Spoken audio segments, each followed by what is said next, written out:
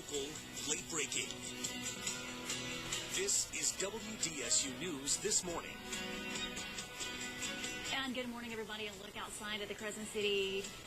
Looky there. Oh, poor guy. He's out of breath. Yeah, well, congratulations to those who made it to the finish line, because I know if I were out there, I would probably still be struggling to get to that point. There's Charles. Oh, there he was. I saw Was that him? Yeah, it was him. He had his hands in the air. Yeah, our very own Charles Divins out there. He completed the race, so congratulations to him as well. So it's such a great event. Over 20,000 people show up to the Crescent City to take part in such, it's a good cause. So I'll be out there later this afternoon, of course, doing some stories with those folks. I'm excited to go out there, but how should I dress? Well, I mean, it's going to be warm by this afternoon. We're getting into the mid-70s. It wasn't bad race weather either. I mean, no rainfall, just a little warm, a little bit cloudy out there, but at least the rainfall stayed away for most of us. Now, we do have some showers and storms taking place right now, on the radar near the coast right now. Take a look at the satellite and the radar picture, and pretty strong ones, and these are all extending off toward the Mississippi Gulf Coast, Mobile, Pensacola, and they're starting to move off in that direction, but we still do have a couple of strong storms around our area. That'll be close to Buras and around Port Sulphur right now. We do have a strong thunderstorm moving through, and as you can see, lots of lightning associated with this storm. It is moving quickly to the northeast at about 40 miles per hour, so you'll have a heavy downpour. It's going to be pretty brief, though, and again, all this will continue to push off.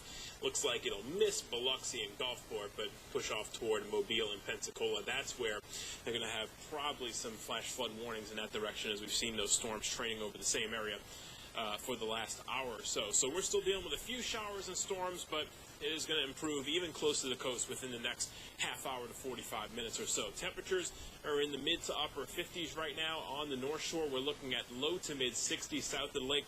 Still at about 59, though, over in Homa. And as you look at the winds, they're calm, but we're seeing winds coming out of the east and will eventually come out of the southeast by late tonight, but only about 5 to 10 miles per hour. Boothville reporting about 12 miles per hour. That's likely with that storm moving through. So as you look at the hour-by-hour forecast for today, mid-60s by 10 a.m., 71 by 1 o'clock, and then our high gets up to about 75 degrees. We'll keep about a 20% chance of rainfall today, and most of us won't see much rain at all, and the majority of the rainfall we're going to see today is going to be close to the coast, 72 by 7 o'clock and 69 by 10 p.m. Now, that stationary frontal boundary that's causing all that rainfall close to the coast is going to move to the north tomorrow, and with that, all of our rain chances are going to increase about 80%, unfortunately, for Easter Sunday tomorrow. We'll look at that forecast model and time it out coming up in just a few minutes in the full forecast. Farrah.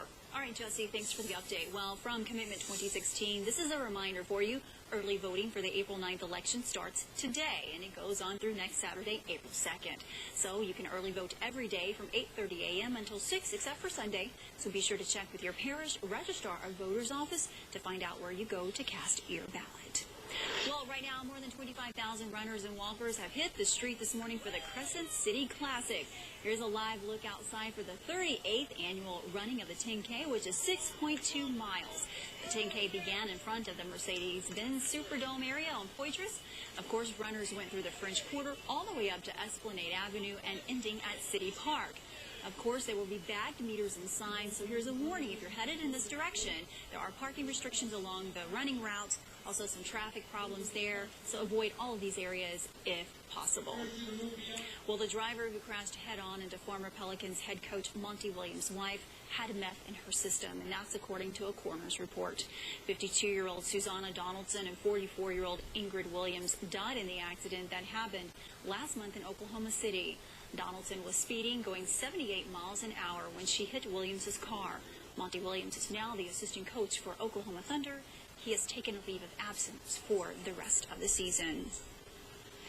And OPD officers could soon be freed up to focus more on crime and less on traffic control. Lawmakers approved a bill that allows citizens to help direct the flow of traffic during busy events similar to today's Crescent City Classic. The bill essentially allows NOLA Patrol to undergo training with the NOPD, then have direct control and regulate traffic within areas of the city. Under state law, only law enforcement officers, commissioned law enforcement officers, can do traffic control. So that's what this bill aims to do, is just grant the city of New Orleans the option to be able to do this. The civilian traffic officers will not be able to issue any citations, and they will not work closely with NOPD officers who are on duty. Now, the bill is expected to win final legislative approval. Unemployment rates are high in Louisiana, so much so that the state's unemployment rate is the 7th worst in the country. Louisiana's unemployment rate is just under 6%. Now, that's a slight improvement from February of 2015's rate of 6.7%, but it is still higher than the national average. The national unemployment rate is just under 5%. The New Orleans Vet Center had its grand opening this week, and it has moved from Kenner location to a building on Poydras Street, just about a block from the Superdome. Now, the center provides individual and group counseling, as well as outreach and referral services for veterans and their families. Veterans can seek treatment for post-traumatic stress disorder, alcohol and drug assessment, and even suicide prevention. These services are free and confidential. We don't have a wait list, so you can walk in, but it's best to have an appointment. We're only 5 counselors. If everybody, and we keep a pretty busy schedule, so if everybody's involved in a counseling session, which usually lasts an hour, a group session lasts an hour and a half. So if you walk in, you may have to wait. Well, the Vet Center will be open every day except Fridays from 7 a.m. until 6. Walk-ins are available, but it is advised to make an appointment, and you can get more information at WDSU.com or on the WDSU News app. Letters to vandals, the message a group of preschoolers are sending to bullies in one Minnesota community. Also, a live look outside. This is WDSU News this morning.